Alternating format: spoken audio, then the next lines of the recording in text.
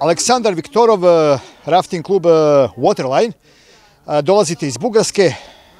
Hajde malo utisaka kako je bilo. Jeste li zadovoljni trkom? Jeste li zadovoljni onim što ste napravili на takmičenju? Доволни сме. Вчера сме много доволни от слалома. На слалома дадохме най-доброто от себе си. Единствено ударихме една врата и имаме 5 секунди наказание. Но на слалома сме втори още с първия ни манш и сме много доволни от резултата.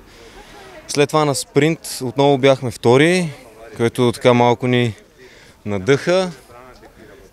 След това на хед-то-хед имахме с хърватите от Кончар, имахме така битка много силна.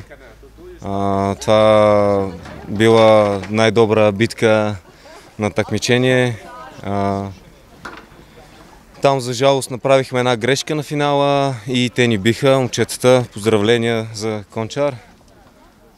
След това срещу босниците момчетата се опитаха да ударят вратички и с протест, давахме протест към съдиите и така взехме трето място на хед-то-хед.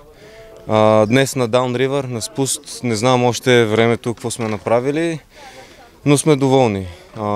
Винаги може и повече.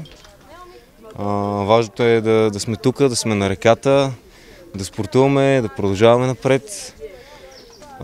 Много благодарим на организаторите за това страхотно състезание, на колегите, спортисти. Надяваме се на следващото състезание да имаме повече отбори, повече конкуренция, трасето да бъде по-интересно. И като цяло съм много доволен. Поздрави из Бугарско! Hvala puno!